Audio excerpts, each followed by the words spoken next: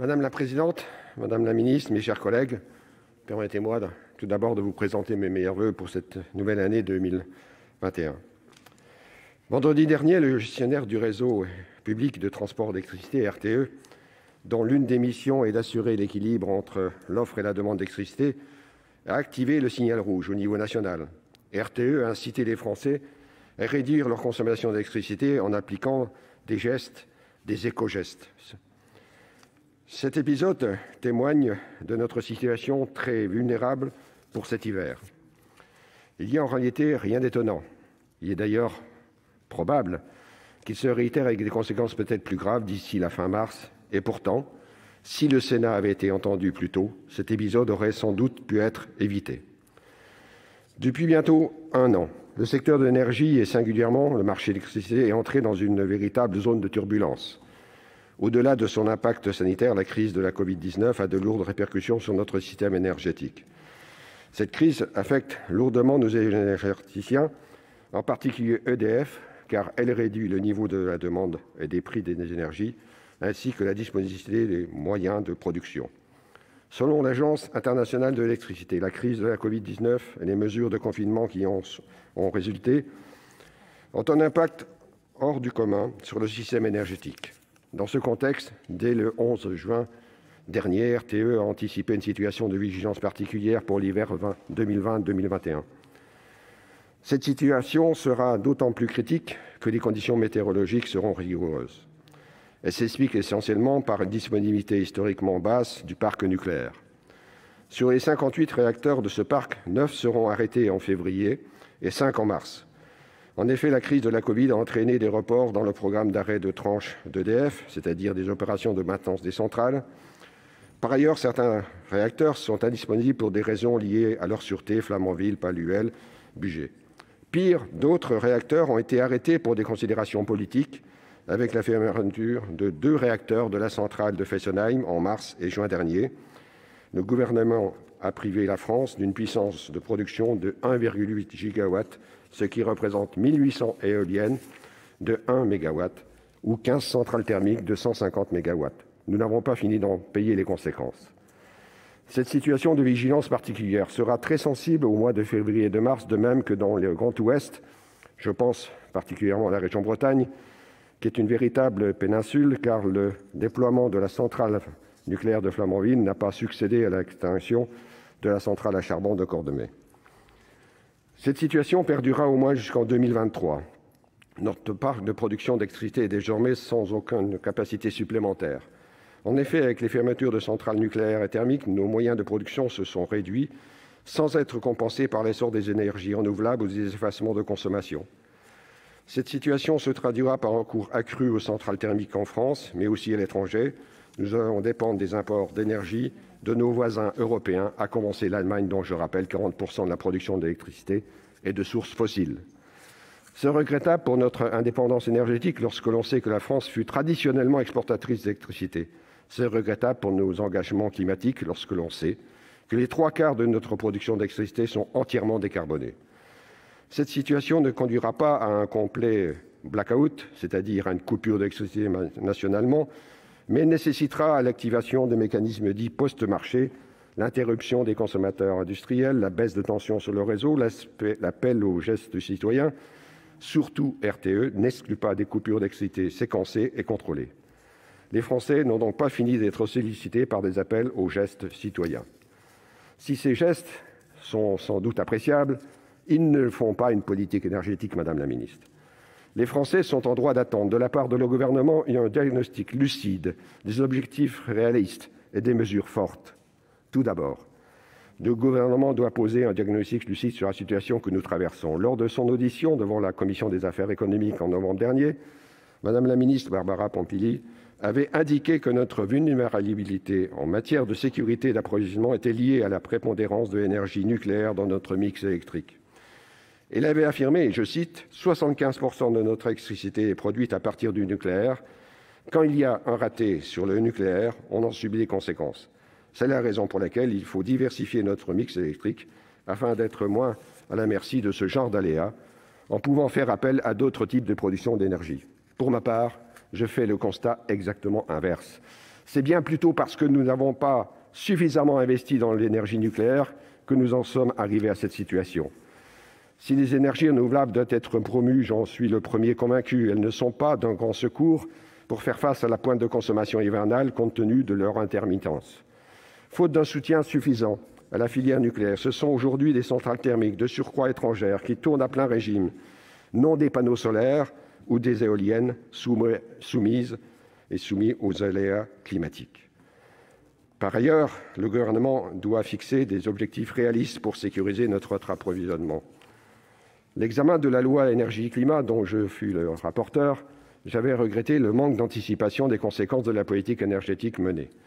Je continue de penser que la fermeture de 4 centrales charbon d'ici 2022 et de 14 réacteurs nucléaires d'ici 2035 aurait dû être davantage évaluée par le Gouvernement au regard notamment de son impact sur la sécurité d'approvisionnement.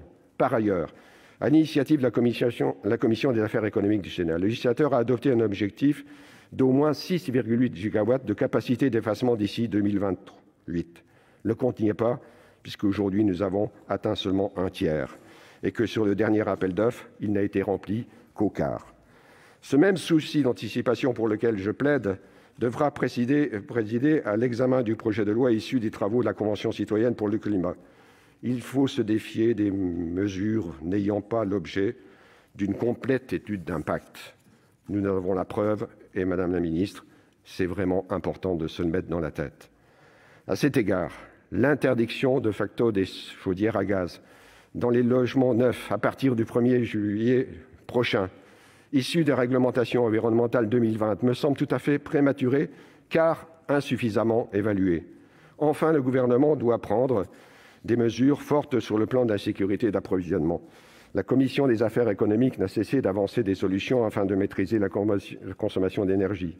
L'intensification des appels d'offres en matière d'effacement, le rehaussement du chèque énergie pour les ménages en situation de précarité énergétique, le renforcement des dispositifs de soutien à la rénovation énergétique, notamment en matière de régulation et de programmation. Nous avons fait adopter des amendements en ce sens dès le premier collectif budgétaire en mars 2020. Le Gouvernement n'a conservé aucune de ces solutions de bon sens.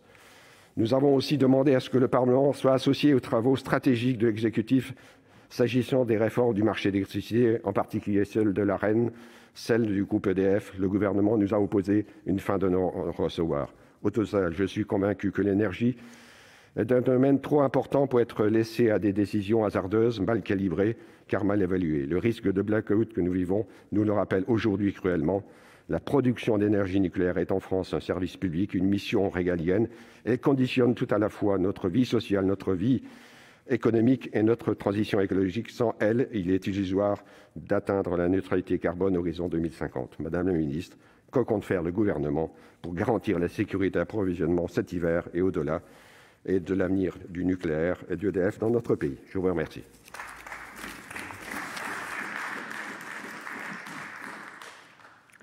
Madame Bérangère Abba, secrétaire d'État chargée de la biodiversité, vous avez la parole également pour une durée de 8 minutes maximum.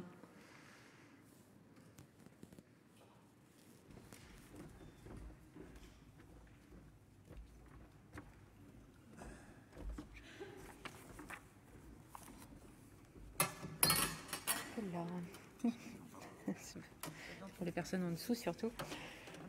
Merci Madame la Présidente, Mesdames, Messieurs les sénateurs. Permettez-moi tout d'abord de vous présenter mes meilleurs vœux pour cette année 2021.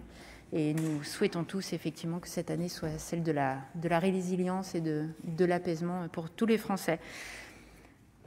Alors, notre pays risque-t-il le blackout électrique? Notre système de production et d'acheminement d'électricité est-il en mesure de répondre aux pointes de consommation hivernale?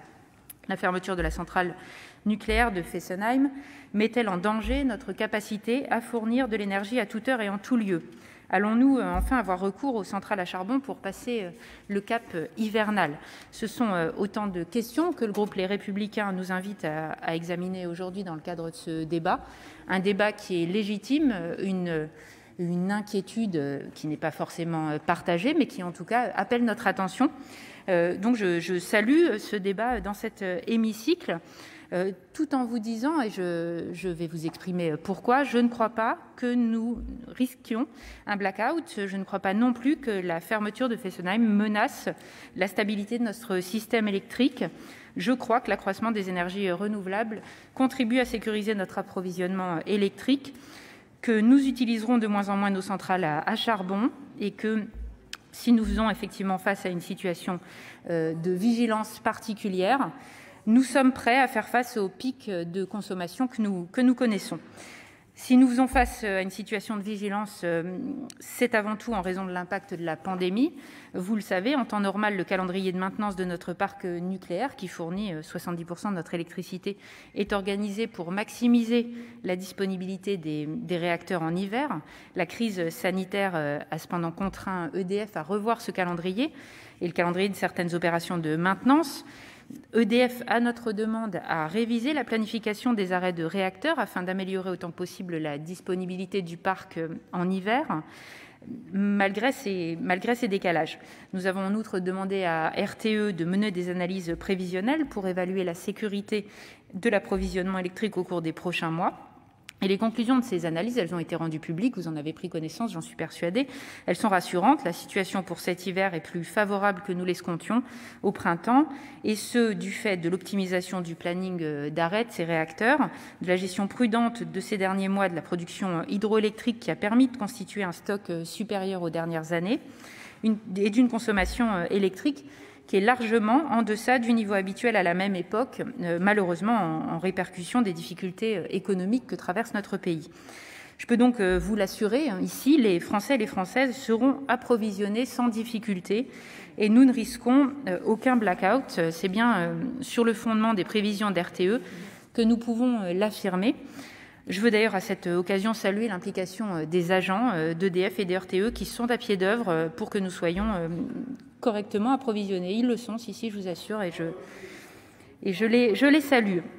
Ce n'est qu'en cas de vague de froid rigoureux et inhabituel, si les températures devenaient sensiblement inférieures au normal de saison, de plusieurs degrés en moyenne, pendant plusieurs jours consécutifs, qu'un point de vigilance subsisterait. Et même dans ce cas, plusieurs leviers peuvent être mis en œuvre pour assurer cette continuité d'approvisionnement.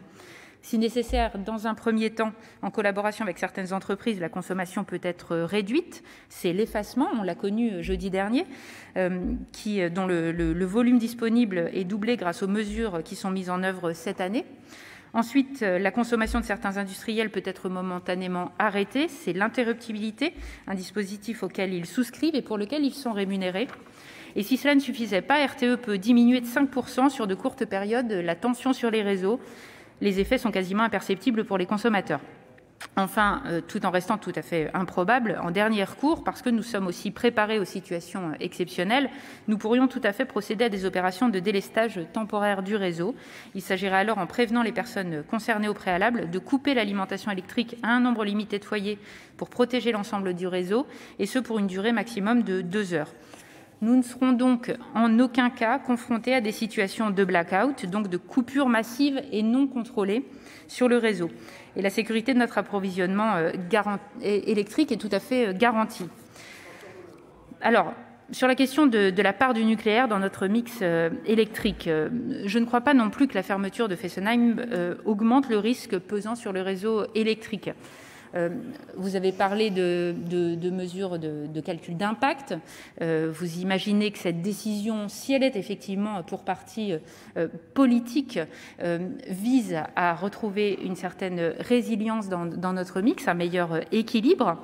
Et d'ailleurs, ce sont bien les perturbations du programme de maintenance nucléaire en raison de la crise sanitaire, comme parfois du fait des chaleurs que nous pouvons connaître pour des raisons de réchauffement climatique, qui explique le surcroît de vigilance dont nous faisons preuve. À certaines périodes de l'automne, entre 5 et 10 réacteurs de plus que l'année dernière étaient à l'arrêt, et il en sera de même certaines périodes cet hiver. Les 2 réacteurs de Fessenheim n'auraient pas été suffisants à eux seuls pour changer la donne. Et en outre, cette centrale aurait nécessité, vous le savez, pour continuer à fonctionner de manière sûre au-delà de cette année, des investissements très lourds et massifs pour assurer cette sûreté. Ces investissements importants, pour une contribution faible à l'approvisionnement, ce serait fait au détriment du déploiement d'autres capacités de production de puissance bien plus importantes. Le nucléaire demande de la planification. C'est ce qui a présidé à l'arrêt de cette centrale et nous poursuivrons en ce sens. Je veux redire ici que nous utilisons également de moins en moins nos centrales à charbon, que les dernières seront arrêtées à horizon 2022, conformément à nos engagements. Nous les utilisons encore à la marge en source d'appoint pour faire face à des pics de consommation. Sur la période 2019-2020, l'utilisation de ce moyen de production a été sensiblement plus basse que lors de la période 2015-2018. Ainsi, la production sur les mois de septembre à octobre 2020 a été 2 fois plus faible que les années passées. Je rappelle en outre que sur la période de 2012-2018, nous avons fermé 10 gigawatts de capacité de production charbon et fioul. Alors non, en aucun cas, la fermeture de Fessenheim ne nous conduit à augmenter notre utilisation de charbon. Notre électricité reste de fait la plus décarbonée d'Europe grâce à notre parc nucléaire, grâce au parc hydraulique et au développement des autres énergies renouvelables. L'épisode actuel nous montre plus que jamais la nécessité de diversifier notre mix électrique pour ne pas dépendre d'une seule source d'énergie et pour renforcer la résilience du réseau. C'est bien cela l'objectif que nous poursuivons à travers le développement des énergies renouvelables, comme prévu par la programmation pluriannuelle de l'énergie, qui vise d'ici à 2035 à diminuer la part du nucléaire dans notre mix électrique à 50%. Les énergies renouvelables, elles contribuent à la sécurité de notre système électrique, je le redis. Et là encore, les bilans prévisionnels de RTE le confirment et doivent constituer une part croissante de notre mix électrique. L'énergie éolienne, elle a ainsi pu représenter jusqu'à 1/3 de la production électrique, comme ce fut le cas le 27 septembre dernier. Et cette production éolienne est en moyenne plus élevée en hiver, puisque les conditions climatiques s'y prêtent, lorsque la consommation elle-même est plus importante. Vous le voyez donc, mesdames et messieurs les sénateurs, nous sommes prêts et sans crainte à faire tout à fait face à cette période hivernale. Je vous remercie. Merci Madame la Ministre. Dans la suite du débat, chaque orateur dispose de 2 minutes maximum pour présenter sa question avec une réponse du gouvernement pour une durée équivalente. Dans le cas où l'auteur de la question souhaite répliquer, il dispose de 30 secondes supplémentaires à condition que le temps initial de 2 minutes n'ait pas été dépassé. Et c'est Monsieur Pierre Médevielle du groupe indépendant qui inaugure cette séance de questions. Merci Madame la Présidente. Madame la Ministre, mes chers collègues, en 2035, le cap fixé est de porter la part du nucléaire à 50% dans notre mix électrique. Changement, véritable stratégie ou simple communication? Cette décision ne doit cependant pas nous mener à rouvrir des sites de production d'énergie polluants ou importer une énergie carbonée de pays voisins en cas de manque sur notre propre réseau. Le nucléaire fait partie des énergies les moins carbonées et reste encore la plus stable à notre disposition, même si je crois beaucoup aux possibilités qu'offrent les énergies renouvelables, notamment quand elles sont couplées à un stockage par batterie, comme le solaire le prouve. Cette décision ne doit pas non plus fragiliser notre réseau face aux nouvelles consommations électriques. À titre d'exemple, en 2035, plus de 15 millions de véhicules électriques pourraient circuler dans l'Hexagone. J'espère aussi voir un maillage suffisant pour les véhicules à hydrogène. Ces millions de véhicules électriques représentent, d'après les chiffres de la Commission de régulation de l'énergie et de RTE, une consommation annuelle estimée autour de 35 tonnes Wh, soit environ 7% de la consommation française globale. Fort heureusement, ces besoins nouveaux sont compensés par des innovations permettant de faire baisser la consommation électrique. J'aimerais aller plus loin et poser la question en cas de pic de consommation et donc de risque de tension importante sur le réseau pouvant entraîner un blackout.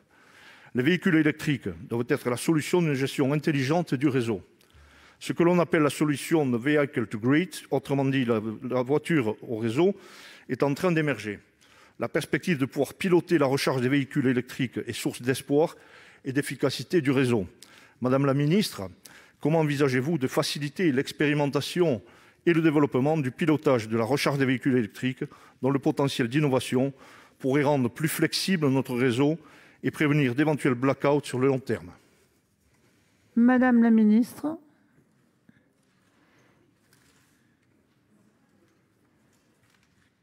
Merci Madame la Présidente, Mesdames, Messieurs les sénateurs, Monsieur le sénateur Médevielle. Alors, la politique pour le mix 2035+ tiendra compte des besoins nouveaux. Et oui, il faudra gérer cette charge intelligemment. Pour les véhicules, d'ailleurs, quelques expérimentations ont déjà cours. En tant que Haut-Marnaise, je le confirme, j'ai pu en avoir la présentation. Ce sont des perspectives qui sont extrêmement très intéressantes, puisque nous avons, et nous l'avons évoqué, et je vous le redis, des variations, et notre mix énergétique doit absolument être diversifié. Et toute mesure qui pourrait favoriser à la fois de nouveaux process en termes de stockage de l'énergie, et notamment dans les mobilités, est tout à fait intéressant à retenir. Nous aurons donc une attention toute particulière à ce principe qui est à développer dans la mobilité. Je vous remercie. Monsieur Medvieille, 40 secondes. Oui, écoutez, Madame la ministre, moi je partage votre optimisme quant à ces nouvelles voies d'intelligence de réseau. Bon, évidemment, se pose toujours ce problème sur lequel nous avançons du stockage de l'énergie. Bon, je crois qu'on a pu observer dans certains coins où la demande n'est pas trop forte, je pense à la Nouvelle-Calédonie, avec des unités de cellules photovoltaïques couplées à des batteries, où on arrive presque à une autonomie, puisque l'électricité est relarguée en fonction des horaires.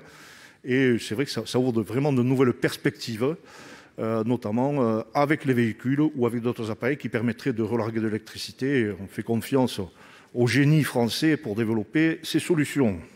Merci. La parole est à Monsieur Thomas Dessus pour le groupe Écologie Solidarité Territoire. Merci Madame la Présidente, Madame la Ministre, mes chers collègues, meilleurs vœux aussi à tous et à toutes. Donc RTE a activé son dispositif d'alerte rouge EcoWatt vendredi dernier. La tension dans l'approvisionnement électrique provient d'une part de l'augmentation de la consommation liée à la vague du froid, mais elle questionne évidemment notre mix énergétique, celui du tout nucléaire dont on nous a vanté la soi-disant robustesse encore à l'instant. Or, la crise Covid a encore une fois été révélatrice de nos vulnérabilités, et cette fois-ci en matière énergétique, puisqu'elle a décalé la tenue de plusieurs travaux sur plusieurs réacteurs, à peu près 4 sur 10, qui se sont trouvés ainsi à l'arrêt. Le parc nucléaire français va bientôt fêter ses 40 ans et représente 77% du mix électrique français. Là voilà la fragilité de notre modèle. Loin des discours rassurants et optimistes, c'est celle d'une énergie coûteuse, fragile, dangereuse et dépassée qui n'est pas à la hauteur des enjeux de notre siècle. Mais le génie français ne serait rien sans son entêtement, puisque lorsque de nombreux pays ont fait le choix de la diversification, nous avons fait le choix d'investir dans des EPR, comme celui de Flamanville, qui affiche déjà 10 ans de retard et dont les coûts sont passés de 3 à 19 milliards. Donc quand j'entends qu'on n'a pas encore assez investi dans le nucléaire, j'ai quelques doutes. Cette peur du blackout doit permettre donc à certains d'ouvrir les yeux sur notre mix énergétique, mais aussi à diversifier et à rendre notre mix plus résilient. Mais la production n'est que la moitié du problème. Il faut aussi se pencher sur la consommation et donc sur notre sobriété. Le secteur du bâtiment résidentiel et tertiaire représente aujourd'hui 45% de la consommation finale d'énergie en France. La part immense du chauffage électrique couplé à un grand nombre de passoires thermiques représente une immense marge de manœuvre pour faire baisser notre consommation. Et à ces réserves d'énergie s'ajoute un débat nécessaire sur les nouveaux usages. À ce titre, le rapport sur la 5G du Haut Commissaire au climat est édifiant, puisqu'il prévoit l'explosion de la consommation. Donc ma question est la suivante, Madame la Ministre. Quel est votre scénario concret de réduction de la consommation électrique française? Quelle est votre stratégie en matière de sobriété? Madame la Ministre. Merci Madame la Présidente, Mesdames, Messieurs les sénateurs, Monsieur le sénateur Dessus. Alors, effectivement, les clés sont dans l'efficacité énergétique et la maîtrise de la demande. La loi prévoit une diminution de la consommation d'énergie finale de 20% à horizon 2030 par rapport à 2012. Et il est prévu une consommation d'électricité stable à cet horizon par rapport à aujourd'hui. L'électrification croissante des usages étant compensée par une plus grande efficacité énergétique. Alors, quel dispositif mettons-nous en œuvre pour améliorer cette efficacité énergétique? Bien sûr, la rénovation thermique est un élément essentiel, comme le renouvellement des modes de chauffage qui sont aujourd'hui moins carbonés et plus efficaces. Nous avons pour ce faire les certificats d'économie d'énergie, les C2E, le dispositif MaPrimeRénov' qui monte en puissance, vous l'avez vu, et les aides de l'ANA qui constituent le cœur des aides à la rénovation.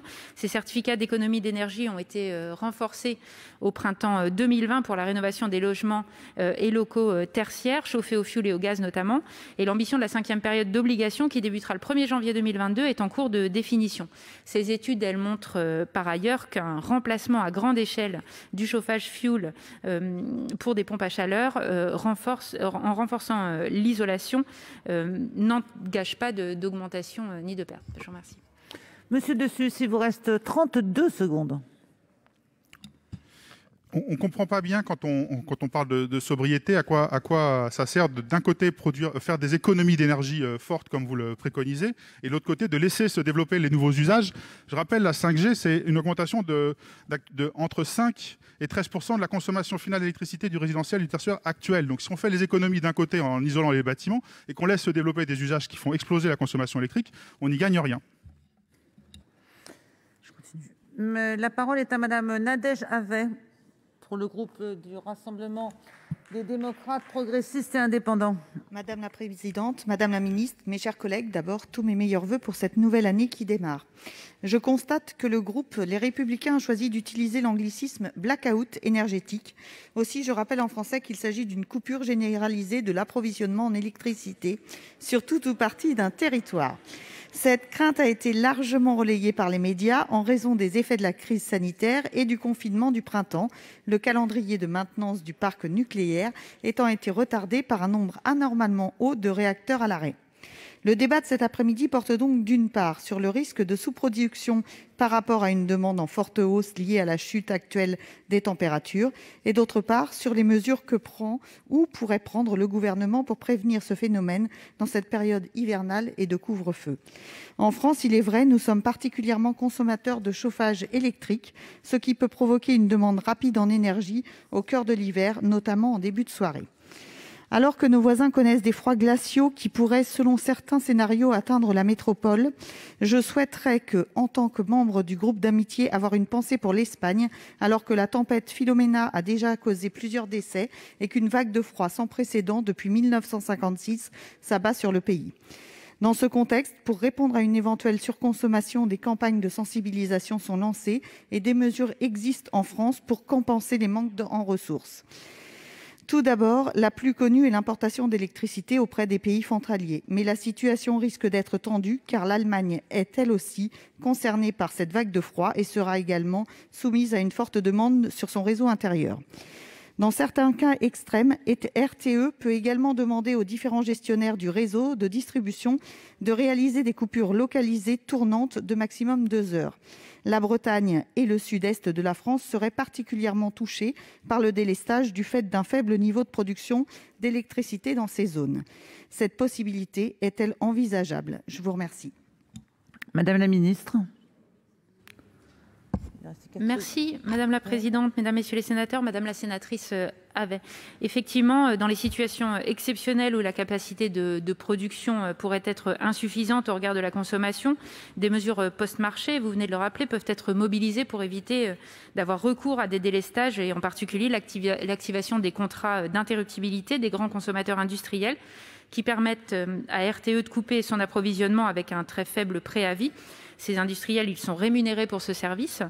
La baisse de tension sur les réseaux est également possible avec une baisse temporaire de 5% de la tension. Les conséquences sur la qualité du service sont quasiment imperceptibles. L'augmentation ponctuelle de nos importations peut également être une réponse au-delà du signal donné par le marché. Et il est également possible, et vous l'avez rappelé, de faire appel aux gestes citoyens. C'est l'objet de tout le site EcoWatt développé avec RTE et l'ADEME. Ces alertes, elles permettent effectivement une mobilisation et je crois que tous les Français peuvent y trouver du sens. Il s'agit simplement de s'adapter et d'adapter certaines de nos habitudes du quotidien pour répondre à cet appel. Et d'ailleurs, le résultat a été très bénéfique jeudi dernier et nous pouvons les en remercier. Et puis, en dernier recours, et seulement si les leviers ci-dessus ne sont pas efficaces, RTE prévoit également de pouvoir faire appel au délestage tournant, cette possibilité de procéder à une coupure temporaire de certains clients pour 2 heures en faisant tourner géographiquement ces coupures. Ainsi, la situation est maîtrisée et anticipée, en épargnant évidemment les infrastructures prioritaires comme les établissements de santé, les installations indispensables à la sécurité. Il ne s'agit surtout pas de mettre la France dans le noir, mais simplement de maîtriser ce délestage ciblé d'une partie des consommateurs qui permet d'éviter des coupures beaucoup plus profondes, sachant que ces opérations faut l'objet d'une alerte et d'une annonce dès la veille de ce délestage. C'est donc sur la base de cet effort volontaire de réduction des éco-gestes et de ces différentes mesures que nous nous garantissons une absence de blackout. Mes chers collègues, je suis particulièrement heureuse de saluer en votre nom la présence dans notre tribune d'honneur d'une délégation de parlementaires libyens conduite par M. Aguila Saleh, président de la Chambre des représentants de Libye. La délégation effectue une visite au Sénat à l'invitation du président Gérard Larcher. Elle sera reçue en audience par le président du Sénat aujourd'hui. Le président Aguila Saleh s'exprimera également devant la Commission des Affaires étrangères, de la Défense et des Forces armées. La Libye connaît depuis 2011 une situation politique, économique et sécuritaire complexe. Cette situation affecte au premier chef le peuple libyen, mais aussi l'équilibre de la région et au-delà, celui du continent européen. Pour y faire face et trouver une issue favorable, la France ne ménage pas ses efforts. La Libye et les Libyens savent qu'ils peuvent compter sur notre appui pour soutenir les efforts de la médiation menée sous l'égide des Nations Unies en vue de l'instauration d'un État réunifié, solide, pleinement souverain et la tenue d'élections le 24 décembre 2021. Nous formons le vœu que cette visite conforte les relations entre nos deux pays et contribue à cette sortie de crise en Libye. Nous souhaitons au président de la Chambre des représentants, M. Aguila Saleh, aux parlementaires et à la délégation qui l'accompagne, la bienvenue au Sénat de la République française, ainsi qu'une agréable et fructueuse visite.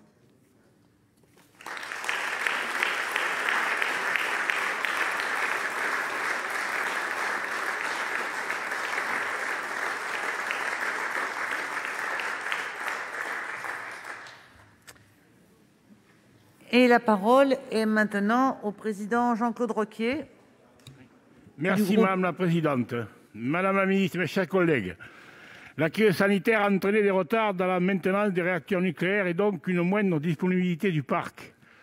Bien que planifiée la fermeture de Fessenheim en 2020, qui produisait 1800 MW d'électricité, les arrêts des centrales au fioul et au charbon participeront aux tensions de l'offre. En vérité, la centrale de Fessenheim nous manque.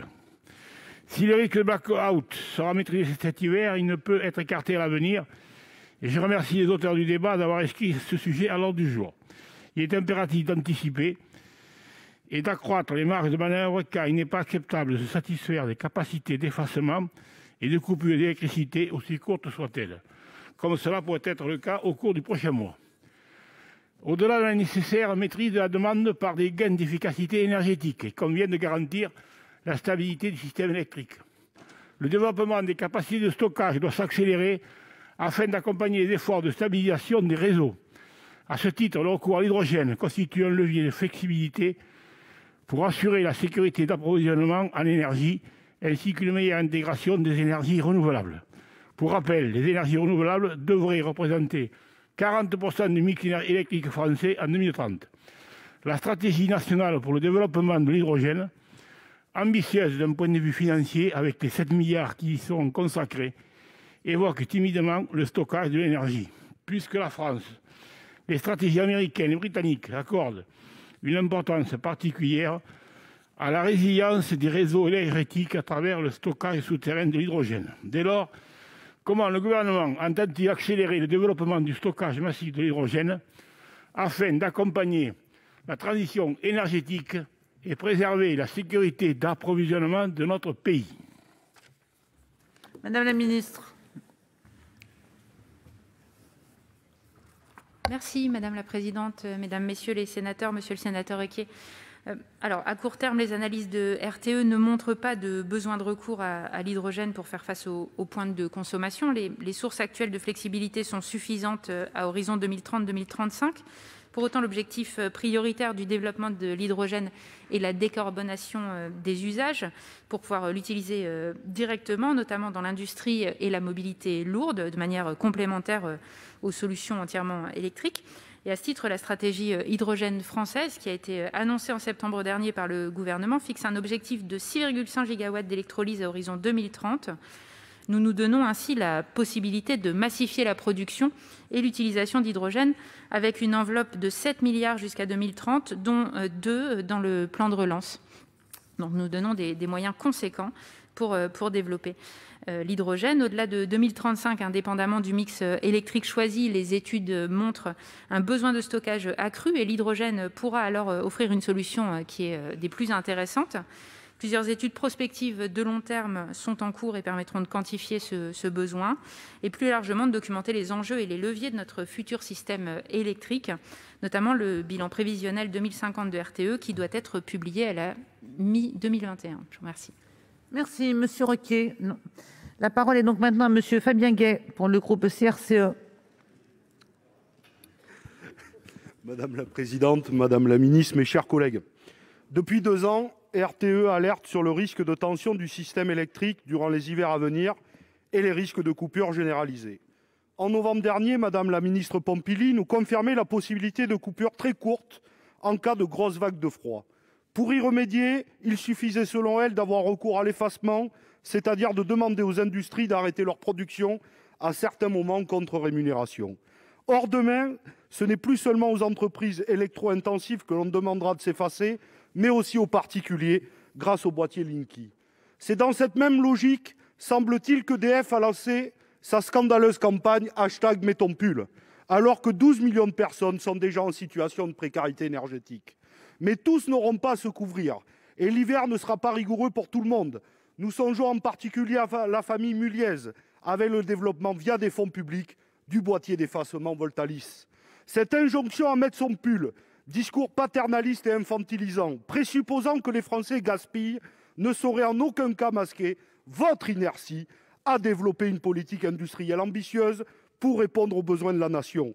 Car le problème, c'est que si la crise épidémique a accentué les menaces sur l'approvisionnement, c'est la libéralisation du secteur de l'énergie qui en est à l'origine. Et la situation risque fort de devenir structurelle avec le projet Hercule. Aujourd'hui, des centrales nucléaires et à charbon sont fermées sans que leur apport ne soit compensé. Et les barrages hydroélectriques, qui sont les sources d'énergie les plus pilotables et qui permettent d'assurer l'approvisionnement de façon continue avec le nucléaire, pourraient être confiés demain au privé.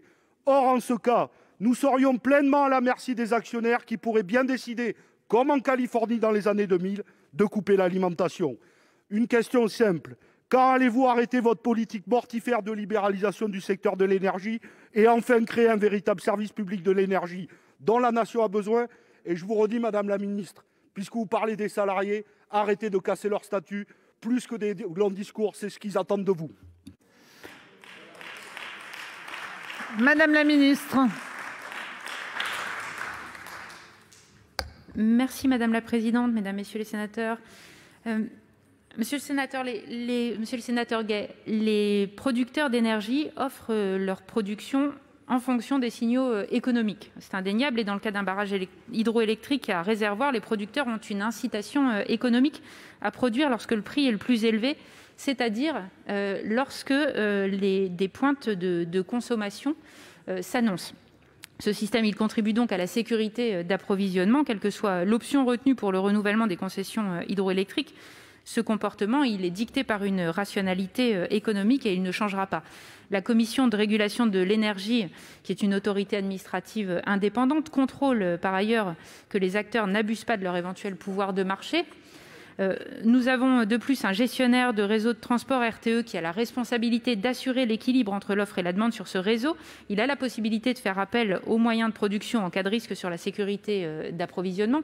Un scénario à l'Enron où un acteur avait pu manipuler le système électrique grâce à sa possession à la fois de lignes à haute tension cruciales pour la Californie et de beaucoup de moyens de production n'est donc pas à craindre en France et nous y veillerons. Plus largement, et ce sera évoqué aussi lors du débat que vous avez demandé à organiser demain sur l'évolution d'EDF, le gouvernement est très attentif à mettre en place un dispositif dans lequel les concessions hydroélectriques pourront jouer tout leur rôle dans la transition énergétique comme dans la gestion de l'eau, par exemple, et c'est la question des étiages qui en est un parfait exemple, en développant des approches cohérentes par vallée et en créant des conditions d'investissement nouvelles sur les concessions existantes. Je vous remercie. Merci. Monsieur le Président Longeot, c'est à vous.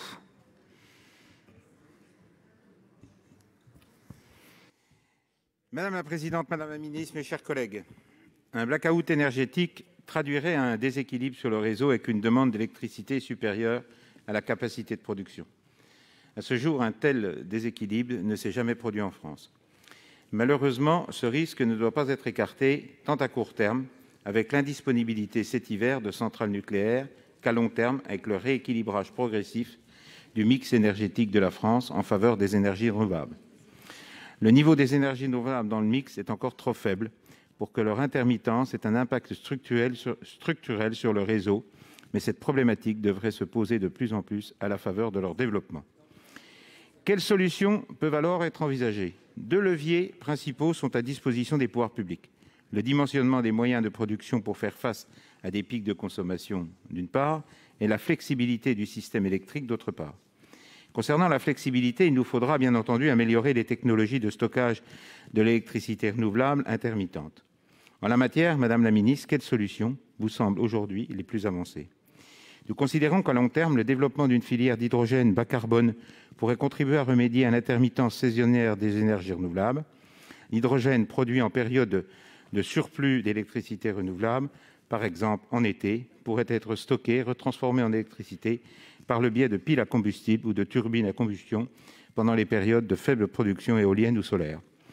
Le recours au stockage par hydrogène devrait cependant demeurer marginal en France métropolitaine dans les années à venir, du fait du niveau encore modéré des énergies renouvelables dans les mix énergétiques.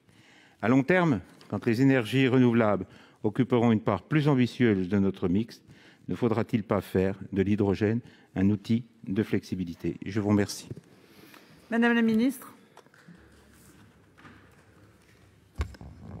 Merci Madame la Présidente, Mesdames, Messieurs les sénateurs. Monsieur le Président Longeot, alors, à court terme, les analyses de RTE ne montrent pas de besoin de recours supplémentaire au stockage pour faire face aux pointes de consommation. Les sources actuelles de flexibilité sont suffisantes à horizon 2030-2035. Au-delà de 2035, indépendamment du mix électrique choisi, les études montrent un besoin de flexibilité accru. Vous l'avez dit, plusieurs leviers sont envisageables pour fournir cette flexibilité. Le développement du stockage, l'amélioration de l'efficacité énergétique et évidemment un meilleur pilotage de la demande pour baisser et mieux répartir les pointes de consommation. En ce qui concerne le stockage, l'hydrogène est une option intéressante et le gouvernement, nous l'avons dit, a mis en place un plan hydrogène doté de 7 milliards d'euros à horizon 2030 pour massifier la production et l'utilisation de l'hydrogène. À court terme, la priorité du développement de l'hydrogène est à la décarbonation des usages, et notamment dans l'industrie et la mobilité lourde. D'autres solutions existent pour le stockage, comme le recours aux batteries au sein du système électrique qui est de plus en plus fréquent et dont les coûts baissent assez rapidement. À moyen terme, le développement de parcs de batteries pourra donc apporter cette flexibilité. Le développement des véhicules électriques offre également une opportunité d'améliorer sensiblement la flexibilité du système grâce à des outils de pilotage de recharge. Il est ainsi tout à fait envisageable d'inciter les utilisateurs à charger leur véhicule en milieu de journée lorsque la production renouvelable est importante et à restituer en partie cette énergie au réseau le soir lorsque les besoins sont importants. Je vous remercie. Monsieur le Président Longeot, il vous reste 39 secondes. La parole est à Franck Montaugé pour le groupe socialiste, écologiste et républicain. Madame la présidente, madame la ministre, chers collègues, la production d'électricité en France et ses évolutions s'inscrivent dans le cadre de la PPE révisée et de la stratégie nationale bas carbone. De 71% de production d'électricité d'origine nucléaire aujourd'hui, avec, je le rappelle, un impact minime sur le réchauffement climatique et un coût très compétitif, nous devons passer à 50% en 2035. La marche est très haute et interroge quant à sa faisabilité. EDF s'est engagé dans la mise aux normes post-Fukushima et le rallongement de la durée de vie de ces centres de production dans le cadre de grands carénages. Pouvez-vous fournir, Madame la Ministre, à la représentation nationale et à la Commission des affaires économiques du Sénat la programmation pluriannuelle des investissements et de leur financement, traduisant la planification des investissements et des gros entretiens de production, incluant bien entendu les énergies renouvelables. La situation actuelle du réseau laisse en effet comprendre que le mécanisme de capacité en place ne répond pas à la couverture des risques identifiés ou constatés. Cette PPI devrait bien sûr faire apparaître les investissements planifiés au regard des risques de blackout et des nécessités d'importation en situation de crise de fourniture. Je constate aussi que le dernier guide public de RTE relatif à la gestion des blackouts remonte à 2004. Madame la ministre, en quoi le projet Hercule du gouvernement, en démantelant de fait le groupe EDF, second énergéticien au monde et fleuron de notre souveraineté industrielle, va-t-il améliorer la prévention des blackouts? Comment va-t-il permettre d'améliorer la résilience de la production et des réseaux de transport et de distribution face aux aléas climatiques et technologiques? Madame la ministre. Merci Madame la Présidente, Mesdames, Messieurs les sénateurs, Monsieur le sénateur Montaugé. Alors, on a ces projections et ces bilans qui sont beaucoup plus fréquents que vous ne l'indiquez. Et je crois que les sénateurs, comme les députés que j'étais encore il y a quelques mois, nous avons largement débattu dans le cadre de la loi climat-énergie et de la PPE, la programmation pluriannuelle de l'énergie, de ces différents scénarios et des possibles. Alors, sur les investissements, ils ont été évidemment mis en regard. Le débat sur Hercule, je n'y reviens pas. Je crois que vous avez un rendez-vous sur ce sujet demain ici au Sénat. Nous avons effectivement parlé des différentes mesures qui permettent d'éviter un blackout qui, pour l'instant et pour les raisons précédemment évoquées, ne présente pas de risque particulier ni d'urgence à prendre d'autres mesures. Enfin, vous le savez, effectivement, le parc nucléaire a présenté une offre qui a été, une disponibilité en tout cas, qui a été historiquement faible durant l'hiver 2020-2021. Nous en connaissons les raisons. Les fermetures de centrales à charbon qui sont envisagées et évoquées ont eu le temps de se préparer et nous avons sécurisé cet approvisionnement par un autre mix énergétique qui nous permet d'aborder tout à fait sereinement les prochaines échéances, y compris en termes de pic de consommation. Monsieur Montaugé, vous avez 51 secondes. Pour l'électricité, Madame la Ministre, il faut arrêter avec le dogme mortifère et qui joue contre nos intérêts nationaux de la libre concurrence non faussée. C'est une organisation adaptée au monopole naturel de ce marché spécifique à nul autre pareil qui permettra en réalité la concurrence et l'émergence même des énergies renouvelables. Donc une entreprise intégrée de la production à la distribution. Traiter le projet Hercule par voie d'ordonnance serait également dessaisir les Français de la question du devenir de cette entreprise qui leur appartient depuis le Conseil national de la Résistance, 1946, et de Charles de Gaulle, qui en est à l'origine. Merci. La parole est à Madame Christine Lavarde pour le groupe Les Républicains. Merci Madame la Présidente. Alors Madame la Ministre, je vais vous poser une question simple. Pourquoi avez-vous décidé de fermer Fessenheim, et notamment la seconde tranche, quoi qu'il en coûte? Je vous rappelle juste qu'au moment où la décision initiale de fermeture de Fessenheim a été prise, l'EPR devait être en service. Aujourd'hui, nous nous trouvons dans une situation quoi qu'il en coûte sur le plan économique. Depuis le premier rapport du mois d'avril de RTE sur l'équilibre d'offre-demande d'électricité pour l'hiver 2020-2021, nous savons que notre système électrique pourra être défaillant. Les actualisations de ce rapport font état d'une situation moins alarmante, mais pour autant, dans la version du mois de novembre, il est indiqué que la situation fin janvier et fin février et pendant le mois de février pourrait être difficile si nous subissons une vague de froid, ce qui se traduira par le recours à des mécanismes hors marché qui ont des conséquences sur l'activité économique. C'est une décision quoi qu'il en coûte sur le plan des émissions de CO2, car contrairement à ce que vous nous avez dit précédemment, on ne peut pas vivre uniquement avec des moyens intermittents. Et l'énergie nucléaire est une énergie qui est pilotable et décarbonée. Qu'est-ce qui s'est passé? Je vous donne un seul exemple. Le jeudi 10 novembre, 10% de la production d'électricité a été faite à partir de centrales à gaz. Les centrales à gaz émettent 40 fois plus de CO2 que le nucléaire. La centrale de Cordonnet sera en fonctionnement jusqu'en 2024 ou 2026, contrairement à ce qui a été voté. Et nous importons depuis chez nos voisins qui, eux, ont un mix énergétique beaucoup plus carboné que le nôtre. C'est aussi une décision quoi qu'il en coûte pour les consommateurs, si j'en crois un document de consultation de la Commission de la régulation de l'énergie qui fait état d'une augmentation des tarifs bleus à compter du 1er février, notamment parce que les coûts de production et notamment les coûts de matières premières sont plus élevés. Plus 12% pour le charbon, plus 9% pour le gaz et plus 20% pour les quotas de CO2. Merci Madame la Ministre, c'est à vous.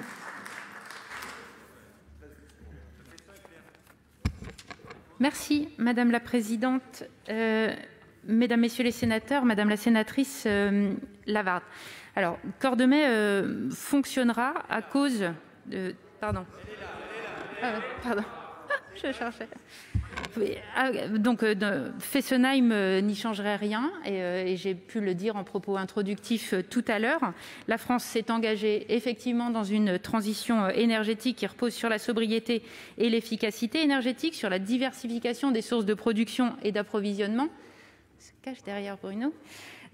Nous avons, avec la programmation pluriannuelle de l'énergie 2019-2028, une ambition qui se confirme de réduire la part du nucléaire à hauteur de 50% à horizon 2035, en annonçant notamment la fermeture des 2 réacteurs de Fessenheim, vous l'avez dit, en 2020, le premier ayant été fermé le 22 février, donc avant la crise, et le second en juin. Au début de la crise, le processus de fermeture était, quoi qu'il arrive, déjà engagé de manière irréversible. Les travaux pour une poursuite de l'exploitation n'avaient pas été faits. EDF ne disposait pas du combustible nécessaire à l'exploitation de la centrale. La situation à laquelle nous avons fait face n'est pas la conséquence de la fermeture de ces 2 réacteurs, c'est cet hiver la conséquence de l'arrêt pour maintenance d'autres réacteurs de centrales en France. Cela confirme les orientations du gouvernement sur le besoin de diversifier ce mix électrique pour en améliorer la résilience, notamment contre des événements extérieurs tels que nous les connaissons actuellement. Par ailleurs, Madame la sénatrice, dois-je vous rappeler le calendrier de l'EPR de Flamanville, dont la mise en service était initialement prévue en 2012 et qui malheureusement a pris beaucoup de retard et ne devrait être opérationnel vraisemblablement qu'après la mi-2023. Madame Lavarde, vous avez 51 secondes.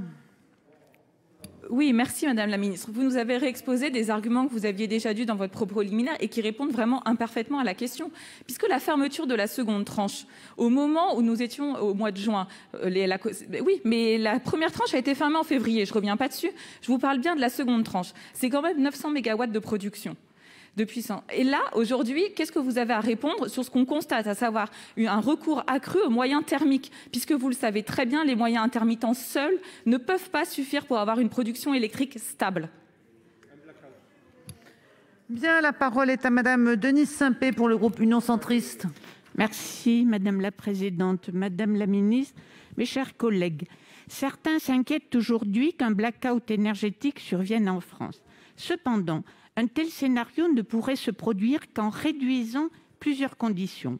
D'une part, une forte hausse de la consommation d'électricité, elle-même liée à une baisse durable des températures, et d'autre part, une absence de vent à même d'empêcher le parc éolien de prendre le relais du parc nucléaire. Le risque me paraît donc limité pour le moment et je compte sur le gouvernement pour faire en sorte qu'il ne se réalise pas. Cependant, je souhaiterais aborder la question sur le moyen terme. En réalité, des tensions existent déjà aujourd'hui au moment des pics de consommation et pourraient bientôt s'amplifier. En effet, nos capacités de production nationale disponibles lors de ces pointes de consommation risquent de diminuer à l'avenir puisque 14 réacteurs nucléaires devront être fermés pour atteindre les objectifs fixés par la PPE, à savoir une part du nucléaire de 50% dans le mix énergétique français d'ici 2035. Ces fermetures devraient être en principe compensées par un recours accru aux énergies renouvelables. Néanmoins, une compensation complète et efficace laisse dubitatif, car ces sources d'énergie sont par nature intermittentes et produisent moins que le nucléaire. Rajoutons à cette équation le fait que la RE 2020 restreindra de fait l'utilisation du gaz dans les logements neufs. Cela conduira au retour du chauffage électrique, ce qui risque de solliciter encore plus nos capacités de production d'électricité. Par conséquent, comment pensez-vous concilier demain à la fois la baisse de la ressource électrique disponible au moment des pics de consommation et l'augmentation plus que probable de la demande en électricité, et ce, sans risquer des blackouts hivernaux répétés? Je vous remercie. Merci Madame la Ministre. Merci Madame la Présidente, Mesdames, Messieurs les sénateurs, Madame la sénatrice Sampé. La politique énergétique du gouvernement, elle va permettre d'avoir un système électrique plus diversifié, on l'a dit, qui sera donc plus résilient face aux aléas. La tension sur la sécurité d'approvisionnement de cet hiver, elle illustre, il me semble très bien, ces risques d'un système qui ne reposerait massivement que sur une seule technologie. Et cette diversification du mix, elle est en particulier dans le programme de fermeture des réacteurs, dans le développement des énergies renouvelables qui est ambitieux mais progressif, il ne met pas en péril la sécurité d'approvisionnement. Ce constat, il s'appuie sur des analyses techniques approfondies menées par RTE qui intègrent les prévisions d'évolution de la production, de la demande et du fonctionnement du réseau. Pour la production, RTE intègre la modélisation d'un très grand nombre de situations, notamment les aléas météo, les aléas sur les moyens de production, comme les retards de maintenance. Et s'agissant de la RE 2020, celle-ci s'applique à des logements neufs, donc ayant une consommation faible puisque bien isolée. Nous menons donc une politique très volontariste de rénovation des bâtiments existants pour limiter les besoins de chauffage et le développement de solutions de chauffage qui soient peu consommatrices d'énergie, comme les pompes à chaleur, la géothermie, les réseaux de chaleur décarbonés sont évidemment encouragés. Il n'est ainsi pas anticipé d'augmentation de la consommation électrique dans les prochaines années. Alors, concernant les évolutions au-delà de 2035, le ministère de la Transition écologique a demandé à l'AIE et à RTE une étude sur les enjeux liés à l'intégration massive d'énergies renouvelables variables dans le système électrique. Les résultats sont très encourageants. Ils doivent être publiés sous peu et une analyse plus détaillée de la sécurité d'approvisionnement à horizon 2050 doit être publiée à la mi-2021 par RTE dans le cadre de son bilan prévisionnel de long terme. Ces études, elles permettront de prendre des décisions éclairées sur l'évolution de notre mix après 2035, en toute connaissance de ces différents enjeux, y compris ceux liés à la sécurité d'approvisionnement. Je vous remercie. Merci. La parole est à Madame Florence Béatrix-Contat pour le groupe socialiste, écologie et républicain. Merci Madame la Présidente, Madame la Ministre, chers collègues. Le spectre du blackout hante régulièrement les colonnes de nos médias et participe des peurs collectives récurrentes. Mais dans le cas précis, pour cette année, le risque semble relativement contenu, même si l'accident demeure toujours probable. Le rôle du politique en ces moments d'inquiétude n'est pas d'attiser les peurs, mais quand même de tenter de les éclairer sur la réalité du risque et surtout d'œuvrer à une réponse collective. Donc l'orientation qui tente à réduire de façon significative la part des énergies fossiles dans notre production électrique est une orientation qui doit être poursuivie et prolongée en veillant particulièrement à réduire le CO2, principal responsable du réchauffement climatique. La réduction des énergies fossiles concerne aussi l'énergie nucléaire, mais qui pour autant a l'avantage de ne pas être émetteur de CO2. Donc on a déjà évoqué lors de ce débat le grand carénage dont on nous dit qu'il est nécessaire, qui est nécessaire pour répondre à l'impératif de sécurité et de sûreté. Il a pris un grand retard avec la pandémie. Et est-ce que vous pouvez, en l'état, Madame la Ministre, nous fournir des indications plus précises sur le calendrier projeté ? Je voudrais également revenir sur la RE 2020 qui prévoit une sortie rapide des énergies fossiles, excluant progressivement les chaudières fioul et gaz.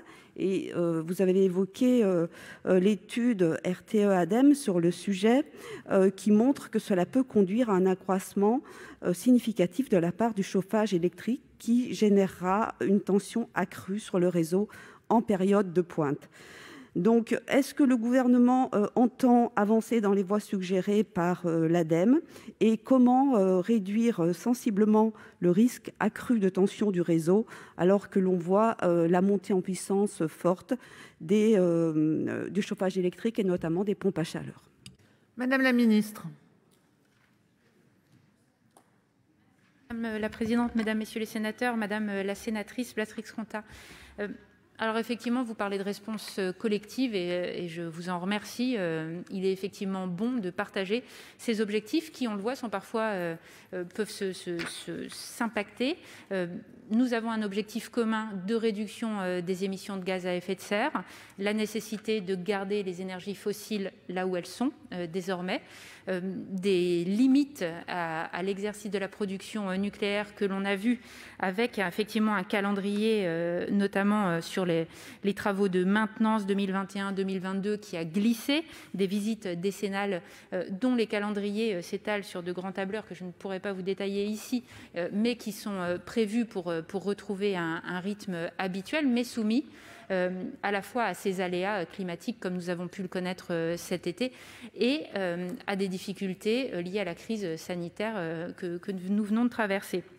Alors ces tensions sur les réseaux, cette nécessité de parvenir à une plus grande sobriété d'abord énergétique, je crois que c'est une des clés. Elle se travaille dans ce grand plan de rénovation énergétique que nous déployons, dans ces modes de chauffage qui sont aujourd'hui moins énergivores, plus efficaces et donc plus sobres en énergie.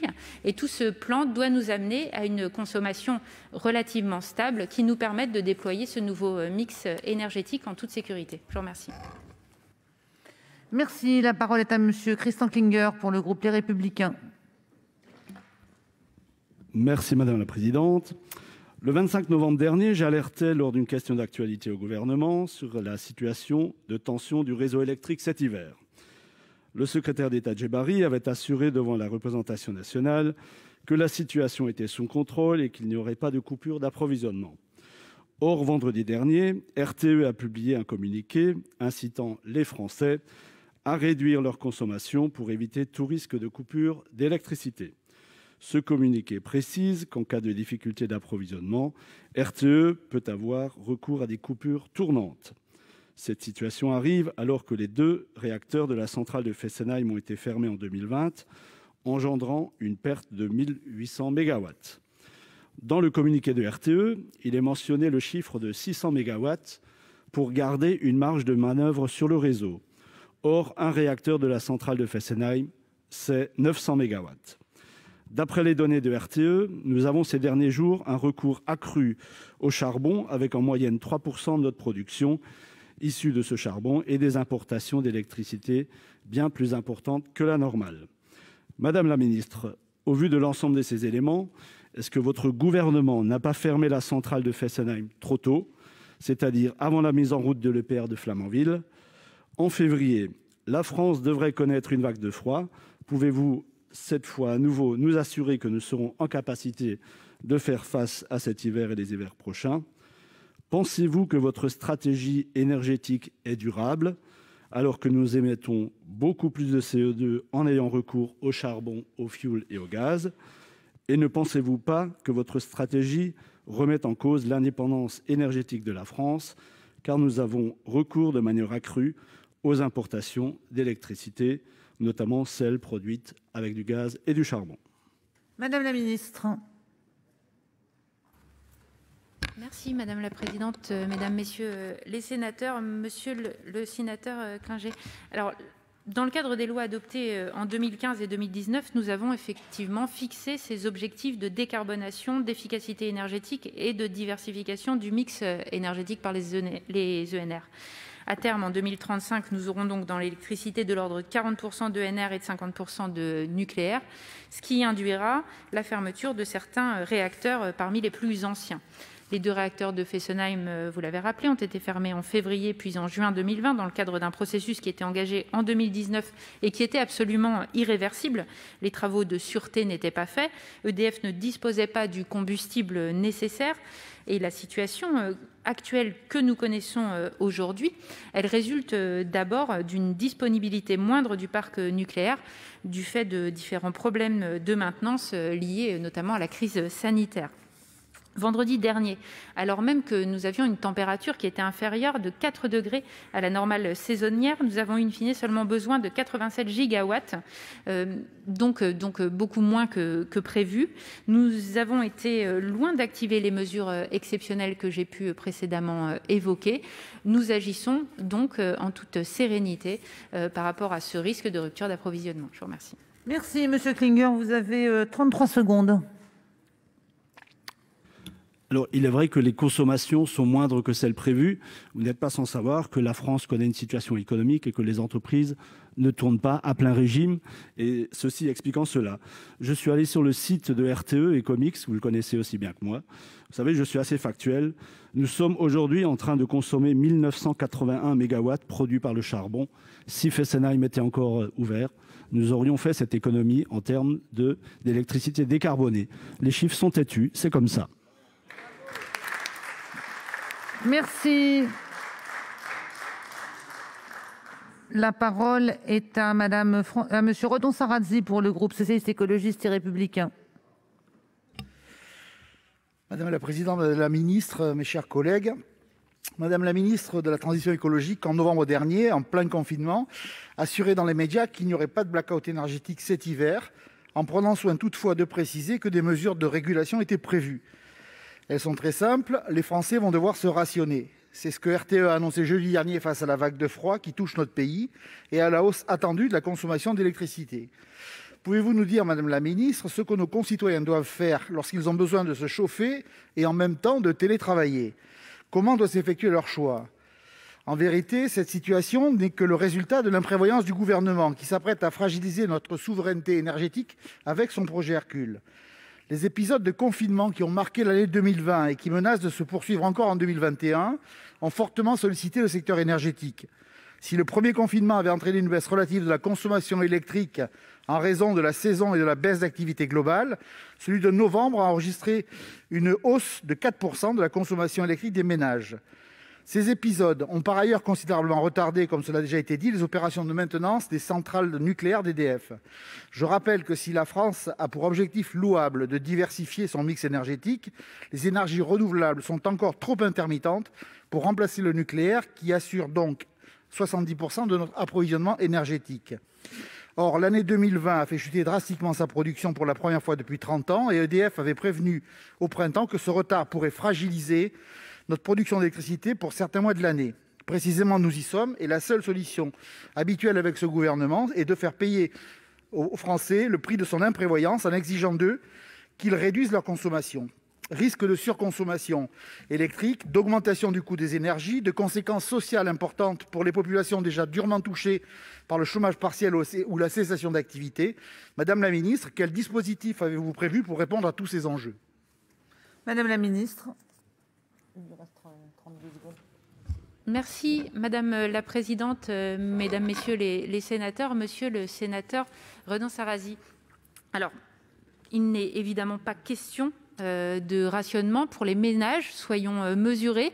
Cela dit, une forme de sobriété que certains d'entre nous peuvent s'appliquer à titre personnel, en conscience et tout à fait imaginable. Et quand la contrainte est telle que la précarité énergétique impose ce type de difficultés, nous avons effectivement beaucoup d'aides, et vous le savez, monsieur le sénateur, pour aider au niveau social, ces ménages, ces familles, ces personnes à se chauffer et à bénéficier d'un habitat digne. Donc ces dispositifs, ils existent, ces aides, elles existent. Cette conscience de la nécessaire maîtrise de notre dépense énergétique, nous la partageons, je crois. Il n'est évidemment pas question de priver les Français d'un quelconque confort énergétique.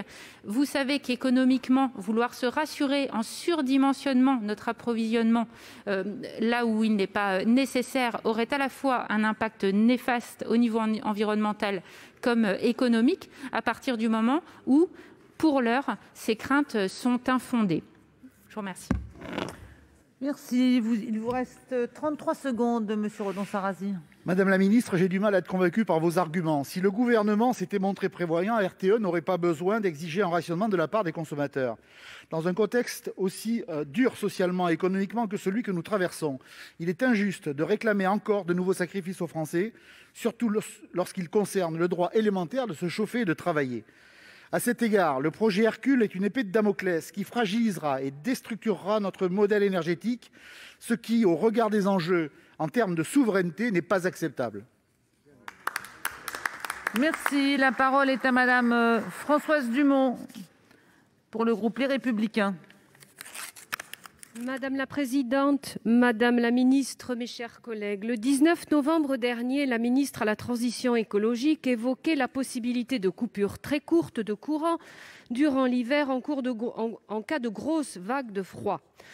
Point de boule de cristal pour elle, mais simplement l'anticipation de son annonce suivante en date du 24 novembre lors de la présentation des principales orientations de la nouvelle réglementation pour la construction des bâtiments neufs, appelée RE 2020, où elle annonçait en filigrane la disparition à moyen terme du chauffage au gaz pour les constructions neuves en fixant un seuil d'émission de CO2 tellement bas qu'il rendrait ainsi presque impossible leur installation dans les maisons individuelles à partir de l'été 2021 et pour les logements collectifs à partir de 2024. Ce sont donc désormais presque uniquement des systèmes de chauffage électriques qui seront installés dans tous les futurs logements neufs, accentuant ainsi, bien sûr, la tension sur notre système de production d'électricité durant les mois d'hiver.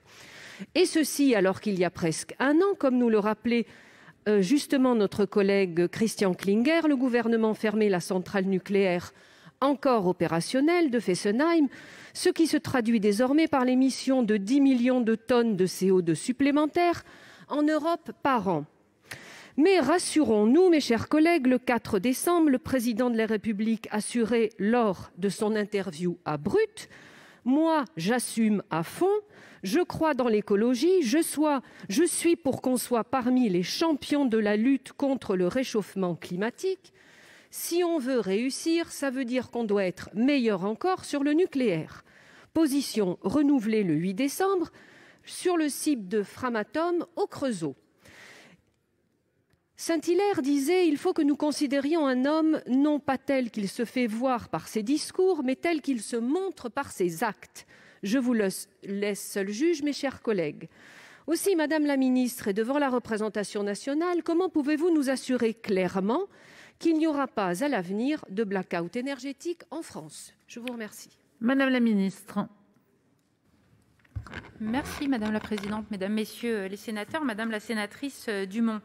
Effectivement, je le redis, l'analyse de l'équilibre offre-demande qui est effectuée de manière prospective par RTE au travers de ses bilans prévisionnels ne montre pas de risque de blackout. Plusieurs mesures sont par ailleurs à la disposition du gestionnaire de réseau RTE pour répondre à ces pics de consommation que nous pouvons connaître liés aux aléas notamment climatiques. Le gouvernement a pris différentes mesures pour accroître leur disponibilité, qu'il s'agisse de l'effacement ou de l'interruptibilité. Pour le long terme, des études sont en cours, entre autres avec l'AIE et RTE, pour fixer les enjeux de notre mix après 2035. Les parlementaires y seront bien évidemment associés, ce qui permettra de définir des stratégies d'investissement dans la production, le réseau, le stockage, sans oublier évidemment la maîtrise de la demande en tenant compte des enjeux de sécurité d'approvisionnement.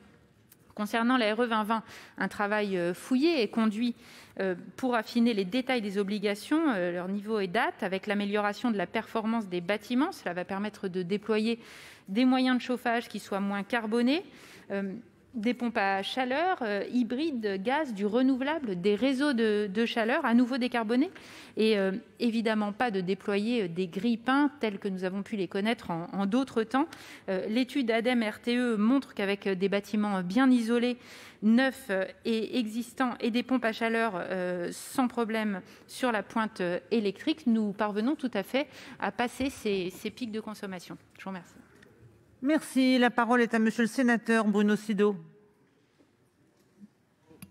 Merci Madame la Présidente. Le Parlement a voté dans la loi énergie-climat la fermeture des centrales à charbon à l'horizon 2022 et dans le même temps, depuis le mois de septembre, la France a rallumé ses 4 centrales à charbon fortement émettrices de CO2 pour compenser en partie l'arrêt de Fessenheim et le manque de vent pour les éoliennes.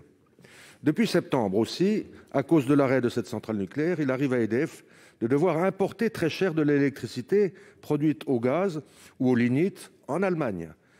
Ainsi, hier, pendant 24 heures, la France a importé de l'électricité, l'équivalent de 6 tranches nucléaires. Ces mesures successives d'intermittence hivernale de l'éolien et du solaire, presque absents de la production électrique française, mettent en danger notre réseau combiné à l'incapacité d'EDF de tenir les délais du futur réacteur des Flamanville, fragilise la sécurité de l'approvisionnement électrique.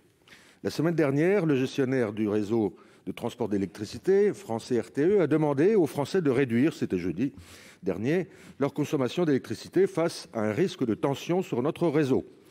Le risque de coupure chez les particuliers n'est pas un acte banal. La France ne saurait s'y habituer. Face au risque d'instabilité de notre réseau électrique, dû à notre dépendance envers les autres pays européens et aux orientations énergétiques, quel est le nouveau calendrier pour la mise en service du futur réacteur de l'EPR de Flamanville? Madame la ministre. Bonne question.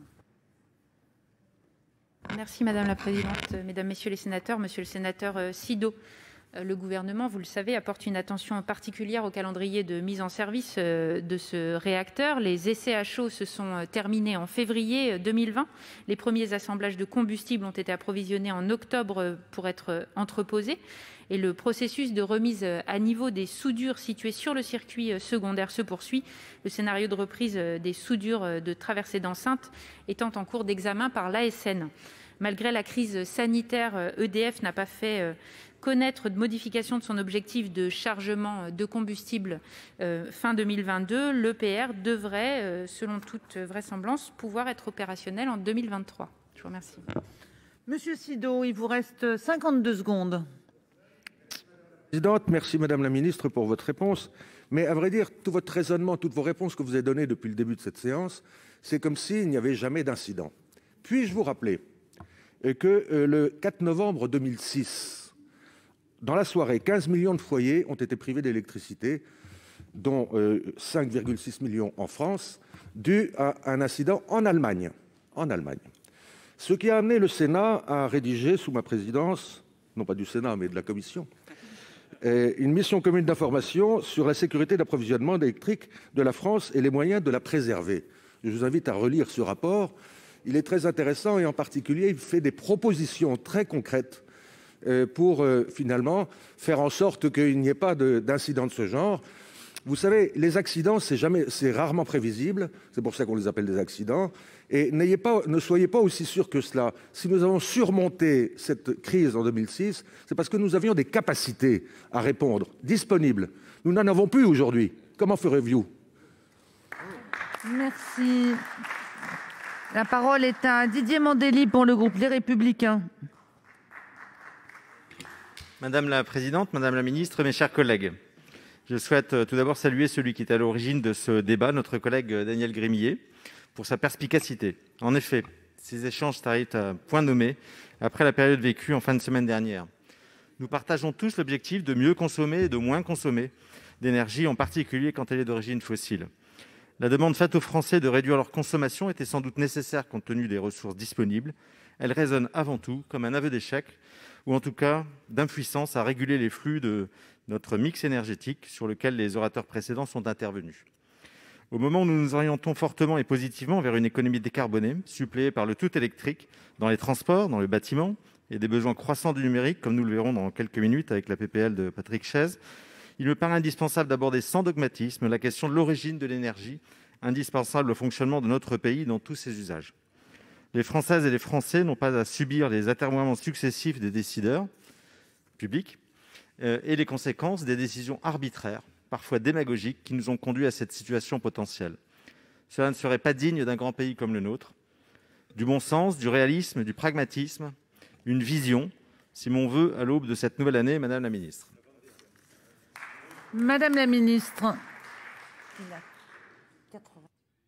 Merci Madame la Présidente, Mesdames, Messieurs les sénateurs, Monsieur le sénateur Mandelli. Un vœu partagé de résilience, de sobriété et d'intelligence dans la construction de nos réponses qui ne sont sans doute pas uniformes et en tout cas appellent notre travail collectif devant cette responsabilité qui est la nôtre de trouver des solutions pour les générations futures. La politique énergétique du gouvernement, elle va permettre un système électrique plus diversifié. Vous l'avez dit, c'est une des clés de la résilience face aux aléas que nous connaissons malheureusement que trop aujourd'hui. Les tensions sur la sécurité d'approvisionnement de cet hiver, elles illustrent le risque d'un système qui reposerait massivement sur une seule technologie. Et cette diversification du mix, elle est en particulier au programme de fermeture de ces réacteurs et du développement d'énergies renouvelables qui doivent être ambitieuse mais progressive, car ne devant pas mettre en péril cette sécurité d'approvisionnement à laquelle nous sommes attachés. Ce constat s'appuie sur des analyses techniques approfondies menées notamment par RTE, qui intègrent les prévisions d'évolution de la production, de la demande et du fonctionnement du réseau. Pour la production, RTE intègre la modélisation d'un grand nombre de ces situations, nous l'avons dit. Et au-delà de 2035, une étude menée à l'AIE et RTE devra nous éclairer sur ces possibles et sur ces investissements que nous devons envisager au-delà de 2035. Les perspectives que nous avons sont plutôt encourageantes. Cette analyse détaillée de la sécurité d'approvisionnement à horizon 2050, qui doit être publiée au milieu de cette année 2021 par RTE dans le cadre de son bilan prévisionnel, doit nous donner les grands axes de sécurisation de ce mix énergétique et de notre sécurité d'approvisionnement. Concernant la question essentielle de la décarbonation, RTE a estimé que le parc solaire et éolien a permis d'éviter en 2019 22 millions de tonnes de CO2 au niveau européen. Cela représente les émissions annuelles d'environ 12 millions de véhicules. Et le développement des ENR, il nous permet donc de réduire ces émissions de gaz à effet de serre. Je vous remercie. Monsieur, il vous reste 1 minute 14. Président, c'est plus... Répondre à Madame la Ministre. Voilà, je vous l'ai dit, on partage les objectifs. Moi, je suis assez dubitatif sur la vocation ou la capacité de RTE à mesurer l'évolution globalement. On l'a vu, vous l'avez évoqué les uns et les autres, dans le bâtiment, les voitures électriques, le numérique. Je ne suis pas persuadé qu'on ait pris la mesure des évolutions très rapides, on le voit dans d'autres pays, sur l'ensemble de ces nouvelles demandes en réalité. Donc moi je souhaiterais, avec le président de la commission, je soumettrai au président de la commission aménagement du territoire, mais peut-être aussi avec le président de la commission éco, ici, puis avec d'autres, qu'on puisse rencontrer RTE pour connaître les modèles précisément qui servent à établir ces indicateurs et ces perspectives, parce que j'ai un peu de doute sur l'ensemble des mesures qui sont intégrées pour aboutir à cette espèce de position, de dire voilà, tout va bien, tout est prévu, on a tout intégré. Aujourd'hui, la preuve en est, je pense qu'on n'est pas prêt véritablement. Merci. La parole est à Philippe Mouillet pour 2 minutes. Dernier intervenant questionnant avant la conclusion du débat. Merci Madame la Présidente, Madame la Ministre, mes chers collègues. La loi de 2015 sur la transition énergétique a marqué un tournant dans la politique énergétique française avec la réduction à l'horizon 2025 de la part du nucléaire dans la production d'électricité à hauteur de 50%, objectif repoussé à 2035 depuis la loi énergie-climat, car totalement irréaliste. Et voilà comment, par dogmatisme, on réduit notre capacité de production électrique pilotable et propre, à savoir le nucléaire, pour la remplacer par des énergies tout aussi propres, mais intermittentes et aléatoires, à savoir les énergies renouvelables. Avec pour conséquence l'incapacité de couvrir la consommation des ménages et des entreprises en électricité en cas d'hiver rigoureux et peut-être dès cet hiver. Le gouvernement veut s'appuyer sur l'électricité d'origine renouvelable pour pallier celle d'origine nucléaire, mais les voyants sont au rouge. Les objectifs de la politique énergétique nationale risquent de ne pas être atteints. Le compte d'affectation spéciale transition énergétique, qui assurait le financement des ENR, a été supprimé du budget. Les dispositifs de soutien aux ENR sont entrés dans une zone de turbulence, puisque la baisse des prix des énergies renchérit les charges de service public de l'énergie qui les sous-tendent. L'hydroélectricité, la première source d'énergie renouvelable en France, est menacée, avec la demande d'ouverture à la concurrence du secteur par Bruxelles. En tous les cas, les projets sont à l'arrêt. Les ENR sont le parent pauvre également du plan de relance. Au total, 28% des objectifs fixés par la PPE d'ici 2023 ne sont pas réalisés pour les installations photovoltaïques, éoliennes et hydrauliques. Concrètement, Madame la Ministre, quelle est donc la stratégie pour le développement des ENR électriques et seront-elles un jour suffisantes pour pallier le recul de l'électricité nucléaire dans le mix énergétique et assurer la continuité du service? Merci. Merci Madame la Ministre. J'ai vu, il reste 39. Madame la présidente, mesdames, messieurs les sénateurs, monsieur le sénateur Mouillet. Alors, La loi elle fixe des objectifs ambitieux de développement effectivement des énergies nucléaires en visant 40% de la production électrique d'origine renouvelable à horizon 2030. Pour atteindre cet objectif, nous déployons des dispositifs de soutien public pour les énergies renouvelables. En 2021, ce seront plus de 6 milliards d'euros consacrés à ce soutien. Et grâce à cet effort, soutenu depuis plusieurs années, la compétitivité des énergies renouvelables, notamment électriques, s'est fortement améliorée, puisque avec des prix qui atteignent maintenant environ 60 € le mégawatt lors des derniers appels d'offres solaires et éoliens terrestres et même 44 € pour le parc éolien en mer de Dunkerque, là où, je vous le rappelle, la CRE annonce 48 à 50 € pour le nucléaire existant et bien plus pour le nucléaire à venir. Nous sommes face à des offres et une compétitivité tout à fait évidente des énergies renouvelables aujourd'hui. Alors, pour rendre crédible l'atteinte des objectifs de la PPE, nous travaillons effectivement sur tous les leviers. Le calendrier des appels d'offres pluriannuel qui donne aux acteurs une visibilité leur permettant de développer leurs projets et leurs stratégies. Nous soutenons l'innovation par le PIA pour développer les technologies ou des appels d'offres spécifiques pour les déployer. Et nous travaillons sur des questions de planification et de délai de raccordement, de qualité de la concertation des projets et de planification jusque dans l'appropriation locale, puisque vous savez que c'est un enjeu, a fortiori, dans nos territoires. Les études techniques approfondies qui sont menées par RTE, elles montrent que la diversification du mix électrique prévue par la loi, et en particulier dans le cadre du programme de fermeture de réacteurs et du développement de ces énergies renouvelables, ne met pas en péril la sécurité d'approvisionnement à moyen terme. Et ces évolutions, elles seront évoquées dans l'étude qui doit être publiée à la mi-2021 par RTE, notamment sur cette sécurité d'approvisionnement. Je vous remercie. Monsieur Mouillet, il vous reste 38 secondes.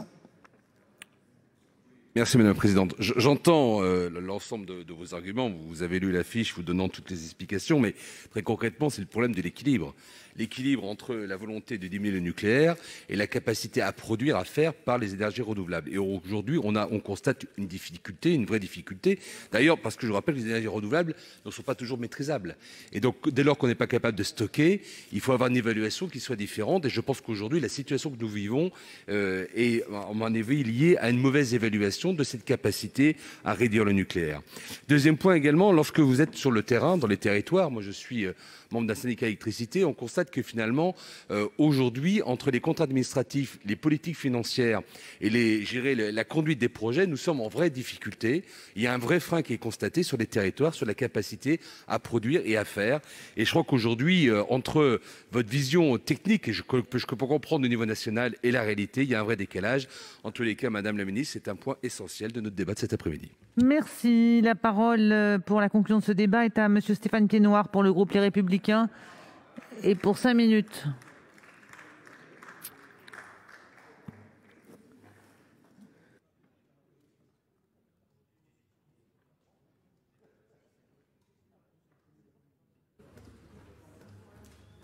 Madame la Présidente, Madame la Ministre, chers collègues, comment en est-on arrivé là ? C'est sans doute la question qui est venue à l'esprit à un certain nombre d'entre nous lorsque RTE a demandé aux Français, vendredi dernier, de réduire leur consommation pour éviter des coupures d'électricité sur l'ensemble de notre territoire. Je salue donc la pertinence de l'initiative de mon groupe, Les Républicains, qui a tenu à faire ce débat aujourd'hui, mais je regrette l'absence de réponse concrète de votre part, Madame la Ministre. Ce 8 janvier, donc, la situation climatique était-elle si rigoureuse et les besoins prévisionnels étaient-ils si exceptionnels pour craindre à ce point un blackout ? En réalité, non.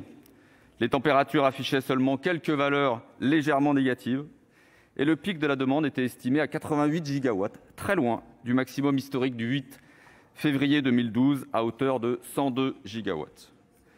Donc rien qui ne devrait a priori effrayer un pays comme la France. À bien y réfléchir, nous retrouver en telle difficulté est assez inouï, car il ne s'agit pas d'une énergie fossile comme le pétrole ou le gaz dont notre sol national est quasiment dépourvu, mais d'une énergie pour laquelle notre pays a savamment construit une stratégie d'autonomie dès les années 60. Hélas, l'absence de décision anticipatrice et les renoncements sur l'autel de petits arrangements politiques ont mis à mal cette souveraineté basée sur une avance technologique reconnue dans le domaine du nucléaire. Quelques-uns, dont la ministre de la Transition écologique, évoquent la possibilité de se tourner radicalement vers d'autres sources d'électricité et caressent même l'espoir d'un mix totalement renouvelable à l'horizon 2050. Mais d'autres sont nettement plus sceptiques et partagent l'analyse de l'ancien député socialiste Jean-Yves Le Déaut, qui déclarait en 2017, en sa qualité de président de l'OPEX, je le cite, « Le développement de la puissance éolienne et photovoltaïque installée ne contribue pas à assurer la sécurité d'approvisionnement, en tout cas pas dans la période de pointe la plus critique, c'est-à-dire celle du soir. » Et les chiffres sont têtus. Lors de cette fameuse journée du 8 janvier, les deux sources, éolien et photovoltaïque, n'ont jamais, au meilleur de la journée, n'ont jamais excédé 5% du total. Quels que soient les rêves des uns et des autres, notre géographie naturelle n'est pas celle de la Norvège et ne nous permet pas de remplacer notre capacité de production par des sources intermittentes et non pilotables. Au contraire, il faut avoir le courage de le dire aux Français, nous importons régulièrement de l'énergie très fortement carbonée, en raison notamment de la baisse de notre production de nucléaire liée à la fermeture des 2 réacteurs de Fessenheim. Certes, plusieurs pistes prometteuses ont été évoquées durant ce débat, les systèmes de stockage par batterie, la production d'hydrogène vert, mais dans le même temps, on abandonne le programme Astrid sur les réacteurs nucléaires de 4e génération, alors que d'autres pays accélèrent.